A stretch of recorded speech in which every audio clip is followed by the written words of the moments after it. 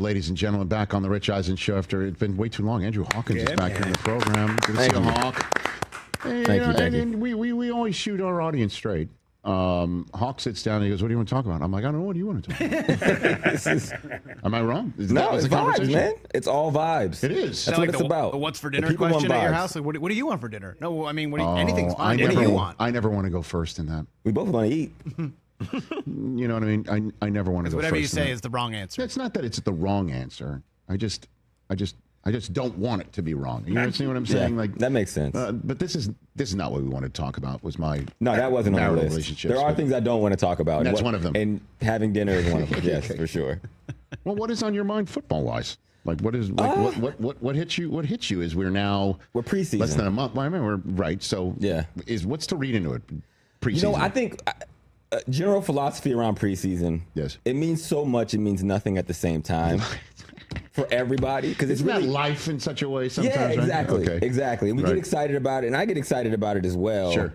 But there's like so many, narratives, storylines, but like it's so specific to the player. Like I can remember going through my first preseason. Yes, sir. And there was like 4 plays that allowed me to make the practice squad. Was this for the Rams? This is when I actually was with the Rams for one day. Okay. So it wasn't with the Rams. It was with the Bengals. Bengals, okay. And there was like my first preseason game playing was against the Jets.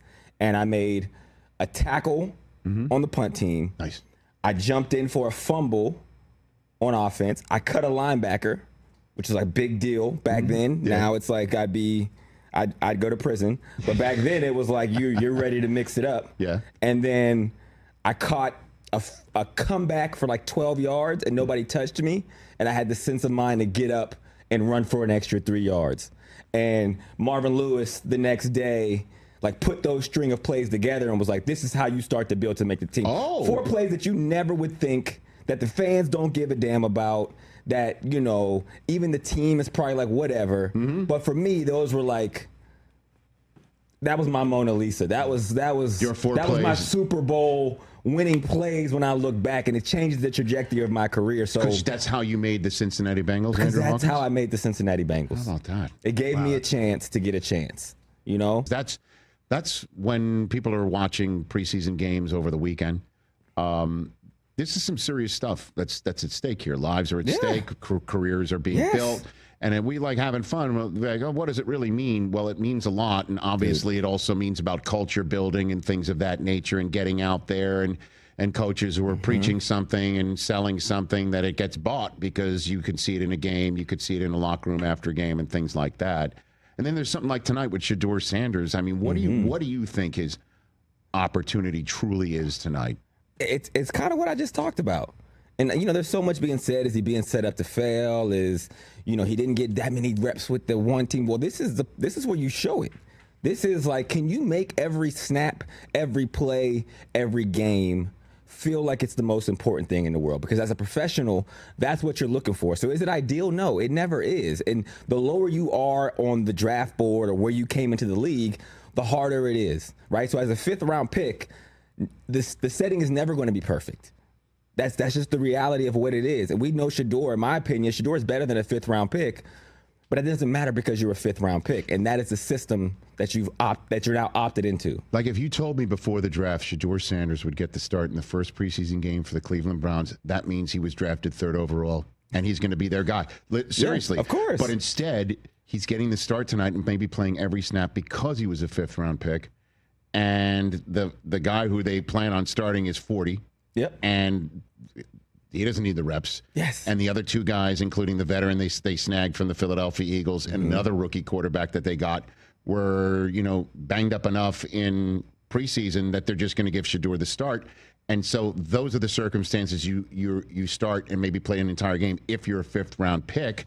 And just to bring it all full circle here, the conversation was, does Shadur really take this stuff seriously? Is he going to, you know, be able to be a 5th round selection and take advantage of the opportunities? Well, I think tonight he's going to show you damn straight I am. I think he is too. And I think even since he's been drafted, right, the narrative around his personality, how he approaches things, I mean, he's been the center of attention probably more than any draft pick his whole life that came into the league this year. Yes, in his whole life. And he's handled it like you would expect a professional to handle it, in my opinion. Right. Like, we're barely talking about Cam Ward. They're talking about Shedeur Sanders. But when you hear in the building, all he does is do his work. He's quiet. He's trying to learn. No, he doesn't want his dad to come because he feels like he needs to do more. Those are all the signs you're looking for. Okay, now you're thrust into the starting spot when probably wasn't the plan based on where you are on the depth chart and the quarterbacks that came in before you. But this is what's special about it. Okay, you didn't have first team reps. People consider that. So if you go in here today and you ball with players that maybe you didn't get as many reps with, or maybe the setup wasn't ideal, that does tell you about who the player is. So this really is an opportunity for you, because every player that has overachieved what they came into the league, with the level they came into the league at, will have a very similar story. The only reason I made an active roster is because Jordan Shipley blew out his knee. Not ideal. Jordan is an incredible guy, was a great wide receiver. He blew out his knee the second week of that same season I talked about, and then I had a 7-year NFL career. If not for that, I don't know if I would have seen the field that year. I don't know if they would have kept me the year after, but that's the circumstances of being a professional. So Shedeur, now you have an opportunity that you have to go into every game thinking, I'm going to be the starter. At some point, I'm going to go in and play, and I'm going to be ready. So it doesn't matter what the outside says. It doesn't matter what the setting is. In your mind, just like every player receiver has to think before the snap, I'm getting the ball. The moment you don't think you're getting the ball is when the ball comes and you're not ready for it, and it dictates your life. So Shedeur should be ready. He will be ready. And all the setting around it will just play into the narrative of why he should or shouldn't be a starting quarterback. Andrew Hawkins here on the Rich Eisen Show. Your best guess, what's going through the mind of Shane Steichen, HC of the Indianapolis Colts, and the rest of the front office, okay? Yeah. After seeing Anthony Richardson get blown up on what appears to be a protection he needs to handle himself pre-snap, not look away from David Ajabo and the hot receivers while staring down somebody completely on the opposite side of the field. Now, obviously, I'm leading the witness here. Yeah, but that said, though, do you think they're sitting there thinking, learning moment that he needs to play out, that at least he's healthy coming through it, or they're like, this is exactly the problem with this kid, and I'm glad we have Daniel Jones and he's going to be our guy? What do you think is happening right now? Of those two options, I would say it's probably the latter, just because, to your point, like at some point it's your responsibility to protect yourself, right? And the NFL is a 100% injury rate. Simple as that. Like, it's not a matter of if, it's a matter of when. And how you manage that, how you prevent that, right? How you bounce back from that will determine how long you play, how well you play, and how much you contribute to an organization. And for Anthony Richardson, from day one, that has been the question, right? There may be other quarterbacks who have also gotten hurt a lot of times in a short amount of span. You remember Joe Burrow is going through, he has injuries every other couple years, it feels like. Yes, sir. When he's not injured, you see the way he plays, but then on top of that, it's like, okay, could he have prevented this? And with Anthony Richardson, you see some of the way he runs and, you know, can he protect himself better? And this is another instance of like, well, you can't protect yourself. So it's not so much that the luck of, you know, bounce of the ball is preventing you from having games. It's you have to be able to play the position in a way that prevents you from losing time. Otherwise, we can't build around you as a starting quarterback. Shouldn't these be the mental reps that he's had all these years in the times when he's had downtime? Listen, I don't want to beat the kid up here, but no, it's the truth. You know, this is good. I love this. The reason why I love you saying that. Okay. Should it be the mental reps? When you look at Anthony Richardson, here's why him not playing a bunch of football matters. I tell my son, who is 13 now, and from the beginning, I say, look, man, every day you have to be doing something towards what you want. It's not like you can't go into a season. If you're a basketball player, if you shoot 4 shots a day, that's not going to get you to where you need to get to, because everyone has a number. I don't know what that number is for you. You don't know what that number is for you. If Kobe Bryant, it takes 20,000 shots to become Kobe Bryant, and he takes 19,999, we never hear Kobe Bryant. If that's his number, and he doesn't know what his number is, so he has to shoot 1,000 shots a day because his number might be 20,000, it might be 100,000, it might be 200,000. Steph Curry's might be 2,000, it might be 100,000, it might be 1,000,000. But it's your job to get as many reps as possible to get to your number. For Anthony Richardson, I don't know if the amount of mental reps he's had to date is enough to unlock what his potential is physically or his tangible tools. And he doesn't know that either. So that's what you have to grade is, okay, is this a guy that's getting as many reps every day throughout the year possible to try to make his track towards whatever his number is? And that's something that only the coach can decide. But typically when I look at a player, that's how I judge whether or not you'll reach your ceiling. Not because I know what your ceiling is, but I can see in you how important it is for you to try to find that ceiling. Andrew Hawkins here on the Rich Eisen Show. You mentioned about how it's basically 100% hit rate on being injured in the NFL, right? Mm-hmm. That reminds me of what Devontae Adams said this week about why he thinks Travis Hunter will not be a two-way player in this league, is that you're now doubling your chance of the 100% happening, and thus you will not be available on either side of the football because you're attempting this, and thus, it's not that he thinks he shouldn't, he just thinks it won't be successful at the end of the day. I told him, not personally, I just threw the screen here, stick to tacos in your basement. Don't throw cold water on this excitement that I feel about this opportunity for a unicorn to shine. What do you think? It's a matter of what success is to Travis Hunter. Meaning, like, I don't think he could be the best receiver he could possibly be if he's playing wide receiver and corner. I don't think he can be the best possible corner he can be if he's playing wide receiver and corner. Why not? He's done it his whole life. Deion's got this guy ready for greatness. I don't think he's not going to be great, right? Like, I'm just saying, like, he could be the best corner and receiver the NFL has ever seen, Deion included. And if that's the bar for success, go for it. Do what you feel is best. But just like the example I gave about the reps, for every rep that you're not getting at the cornerback position, you're putting towards something else. And if it takes X amount of reps to be the best corner the NFL has ever seen, and you're splitting it in half, that's just the reality. So it might be good enough for both sides, but it will be really hard. Now, I'm not going to say the injury thing is the reason why it won't happen, because his own body and DNA composition would decide that. But I know when you get really, really tired, you have a higher likelihood of getting hurt. When you get really, really tired or you're putting more taxing on your body, you have a higher likelihood of getting beat at corner or not getting open at wide receiver. It would be really hard. And as you get older, that thing becomes even harder. So, yeah, I don't think it's impossible. I think it's impossible for him to be the best wide receiver that his body is capable of, or to be the best cornerback his body is capable of, by splitting both. Listen, Hawk, Rich don't want to hear none of that. All right, he wants Travis Hunter on the field 80 to 100 plays a game. Yep. Yes, I do. He don't want to hear nothing. And that might be good. He's a young buck. He's like, you're only, what, is he 22? You're only 22 once. And he's done it. And that's the only way he knows how to do it. So maybe he won't be as good a player if he doesn't do both. How about that? How about that? That's the only way he knows how to do it. Yes.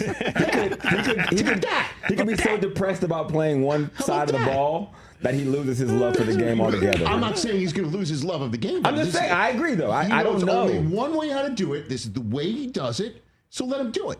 And let's see how it goes. And then maybe mid-season, you pull back a little bit here, you pull back a little bit there, and then you keep him fresh and just let him fly. Why are we telling you too close to the sun already? Don't fly at all. You know what I mean? Like, that's all. I don't think that's wrong. I don't think you're wrong in that, Rich. I'm with you. I'm all for fun. If you're the Jaguars, that's this. You want it. You want to see it. They don't have much to lose. So I try him at tackle while you're at it. The hell with it. This guy. Put it all out there. Make him a punter. I'm not. No, like no. That's where I draw the line. No. Well, they're people too, Rich. Deion refers to himself as a 5-down player, 3 on defense, 1 on special teams, and the first 1 on offense, because he just got everyone off the field. I'm not saying it's not possible. I think he is a freak of nature when it comes to playing football. He is a special athlete, one like we have not seen in a very long time, and maybe ever. But I am just saying, people aren't crazy for saying that it's going to be almost impossible to do because we've never seen it done at that level. Doesn't mean it can't be done. Just means it's going to be really, really hard. Were you ever involved at a training camp that got sucked up in a contract dispute between a star player and management? You ever in the middle of something like that? Let me think here. No? Yeah. I think basically my first training camp was who? Was 2011 Bengals. Odd that they're involved. Yeah. Sorry. And was that out loud? Yeah. Carson Palmer refused to come to the facility. And that was the year they drafted Andy Dalton in the second round. A.J. Green was a first-round pick. And we're like, do we have a quarterback or not? And they're like, we got Bruce Gradkowski. I think we're going to ride with him unless Andy Dalton shows some promise. Andy Dalton ended up being the quarterback. They ended up trading Carson to the Raiders, I believe, right before later in that season. But that was like a big deal. That was the storyline. So hell yeah. Yeah. So I'd say it was a pretty big one. Jeez, when it involves a quarterback as well. I mean, we're not seeing this with a quarterback, but we're seeing, I guess, with the quarterback of the Cowboys defense in one. Yeah. And a quarterback whose top weapon in his remarkable rookie season is another, right, with Terry McLaurin. Yeah, Terry McLaurin. And then there's Trey Hendrickson with Cincinnati right now. But how did that? I mean, you're a first-year player. Clearly, you're welcome to the NFL. But what was it like in camp when all of this stuff was going on and everyone's being asked about it? Yeah, it was a topic like every day. Was there a conversation that Andrew Whitworth was on the program earlier this week was alluding to, and he was in Oxnard and seeing firsthand? Was there a conversation about within the locker room, hey, if they're not willing to pay the guy here, what will that mean for me if I ball out? Are those conversations real? Those are real. Those are real because the tone is always like, hey, just so you're not as good as this person. So you understand like where you fit on that pecking order. You can't go into these situations, these years, these contracts, and think that you're the one who's special. Because this is how it approaches. And it does like fix your mind for that. Now, that doesn't make you take your foot off the gas because it's still contracts you need or conversations you need to be had. And Carson was a little different because it was kind of like, it wasn't like I need more money. It was straight up like I want to be out.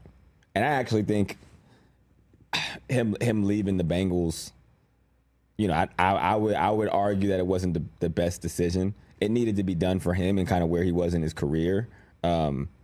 But I think the Bengals went on a run. It didn't result in playoff wins, but they went on a big run with some of the team that they were able to put together, probably because their quarterback was on a rookie contract. But yeah, it is a sentiment, and it does prepare you whenever you get in that situation to know what the team's perspective is going to be at you. Yeah, because that Whit was describing that, and then McLaurin, he turns 30, he wants, we would assume, DK Metcalf, $30 million, $32 million, AJ Brown type money. Yeah. Can't blame him. You can't blame him. You can't. 30 is the magic number at wide receiver. Like, no matter how good you are, they're going to try to pay you less. Unfortunately, that's the way. You're talking about 30 age. You're talking 30 age. Okay, yeah. 30 age. You remember Bolden? What? Bolden was like still as good as he was ever. Like beast. Almost until the day he retired. Right. And it always seemed like such a strain for him. And I would look at his contracts, and as receivers, like, we're watching the film. Like, this guy, 100+ receptions. Like, the whole offense is running through him, and it just seemed like he would still have to keep proving himself or doing prove-it deals. Anquan when Bolden, numbers-wise, he was at the top. And you could say, like, his Hall of Fame candidacy is going through the same thing, right? Yeah, where you're just like, hey, that guy should be finalist every year. Absolutely. Like, he is.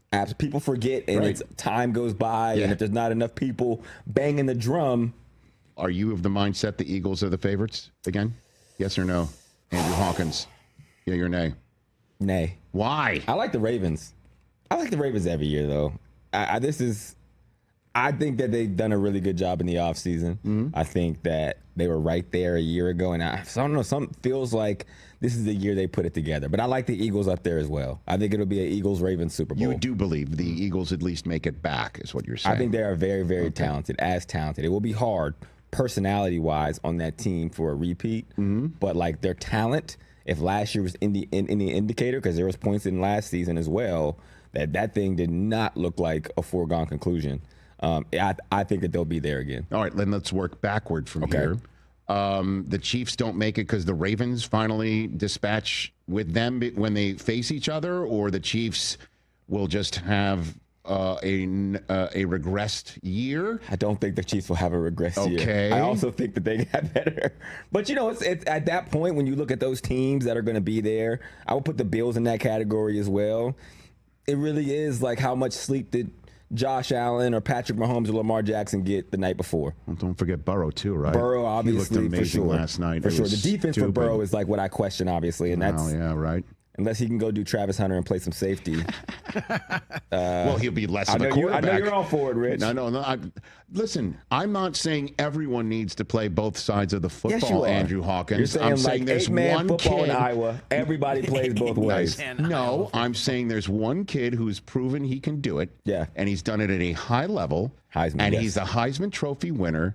And he is somebody that should not be held back in any way, shape, or form, and let's see what we got going. So, I mean, I believe that. Okay, one question on that. Okay, at what point? Not that do you pull the plug, but what are your checkpoints to say this is or isn't working? Why we gotta have checkpoints? Why are you being so negative? Checks and balances is negative. No, this is a big investment. Not I don't think. I'll be honest. I don't think there's enough checks and balances. But that's for another conversation. But dude, come on now. Like, let's see what happens. Let's just see what happens. No, and obviously, like the way this works. There's all sorts of chips and shoulder pads, and they know how fast you can go, and they know and they know what your GPS is, and all this sort of stuff. They got this thing handled, man. You think so? Yes, they do. I like it. Let's see what happens. Let's trust them. Blind trust. Let's do it. And this is what I want. I want it ramped up. If you want to ramp it up, I want it ramped up. Week 5, the Chiefs are in Jacksonville on Monday Night Football. Duval County is going to be showing up in full force, and I want Travis Hunter to be at his full complement of him standing across whoever if Rashee Rice is there or not. I want him standing across Rashee Rice or Xavier Worthy, and then I want him, running routes. Yeah. Against this Chiefs defense. This is what I want to see. And it would be the most exciting thing. On Monday Night Football, they'll track him. They'll have one of their 20 million cameras on him. And that's what the NFL should want. That's what the Jaguars should want. I mean, I've made my point, I guess. I don't think I think the sentiment around people talking about whether this can or can't, should or should not, what's possible, isn't possible, is that it's from a spirit of hate. And I don't believe that that's the case. Okay. I think it is protection. I think, especially from a player's perspective, when they're talking about Travis Hunter and this being hard and they shouldn't do that, it's coming from a place of you don't want the worst for this kid. Of course not. I am having a little bit of fun here, but I am fully aware of there's a reason why we don't see it. Right. There's a reason why he is a unicorn, all right? And that is because if everybody could do it, they would. What is that, from a league of their own, right? Isn't that the line about if it was hard, if it was easy, everybody would do it. Right, that's the line. For, the hard is what makes it great. Right, like that is, I like that. I totally understand what you're saying. Yeah. So, all right. So, who's the team that gives the Eagles the best threat in the NFC then? Just if we're working backwards on the NFC side of things. Real quick on Travis Hunter, really quick. Oh my gosh. Okay, I'm sorry. No, so it's fine. Now my mind is going. All right, here we go. Now I'm going to put my NFLPA executive director hat on. Oh boy. Okay. I think the job's open. In success, there's an interim person right now. In success, what does this look like? Let's say he goes, he balls out, receiver, corner. I'll tell you right now. I'll give you the answer. Thank you for asking. Yes. He's the offensive and defensive rookie of the year. Okay. And then creates a massive problem for the Jacksonville Jaguars when it comes time to pay him. And raises the boats of anybody else who wants to try it. Yeah. And resets the receiver and defensive back market at the same time. And he's on the face of every single cereal box you can think of. What do you think about that? I like that. The likelihood of that happening is so... I know. Trust me. You know, I get it. I know we're threatening. Are they going to pay him like a top receiver and a top corner twice, which is what should happen? And that's why I say, look at Ohtani. Is it worth it? Are they going to pay you the $32 million McLaurin's asking for, as well as the $32 million that you're getting as a number one corner or a corner on the outside? Like, they're not going to pay you $64 million. And this is a business still. No, I understand that. You don't give them more work than they're paying for. No, I understand that. By the time this will be a question, the markets will have reset, and it'll all depend on which corner or wide receiver Jerry takes too much time to pay. Did I bring it all full circle? You did. You did. I like that. Good to see you, Andrew Hawkins. Good Thank you for being here on the Rich Eisen Show. Man. Please come back anytime, man. Of course. Let's do it. And then, by the way, this is not an LA thing where I don't mean it when I say it. I truly mean it. For really quick before we go. Everybody. Okay. So I think if we can figure that Andrew out. Hawkins here on the Rich Eisen Show. We're still here on the Roku Sports Channel. Everybody's done. It's okay, Mikey. It's okay. Mike premature played music. Yeah, I got excited. Turn my mic Sorry. back on. The league doesn't want him to play both, honestly, from a pay perspective. That is an absolute ridiculous notion. I don't know about that, man. I told you this, man. They don't want the issue of a guy being so good at two positions. Dude. He's going to now demand to be paid twice. Let me tell you The something. league does not want that. I think if that's the case, my the league goodness. would be happy, right? Oh, Like, No, how can it be looked at as Think a about bad the thing? finances. No, They man. do not want this. listen, let me just else can do it, let me though? just shoot everybody straight. There are people in the NFL who might feel that way. Okay, I'm not going to lie. I'm not. I don't know who they are. There might be some people who feel that They sort exist. of way. Okay, they might be, in ownership. Okay, membership or whatever you want to call it. I understand that. And there are some people who, are in the league offices who feel like the NFL stands astride the sports landscape like the colossus that it truly is. And it doesn't really matter, all right, at the end of the day. But at the end of the day, every sports league needs to have somebody who is transformational. Everybody's looking for it. Baseball should be throwing every rose petal at the feet of Dave Roberts for keeping Shohei Ohtani as a starting pitcher. Okay? And they should be throwing rose petals at Shohei Ohtani's feet. What else do you need, Shohei? What would you like? Because you are a unicorn that cuts through all the static on behalf of Major League Baseball. And there's a lot of static that the NFL has people to help cut through. Yeah. Travis Hunter doing what I just laid out for you. You asked me, what does it look like in ultimate success? Right? Yeah. And I gave you what I feel, and on top of it, I'm sure the Jaguars would include an MVP for him and a Super Bowl trophy for the city, right?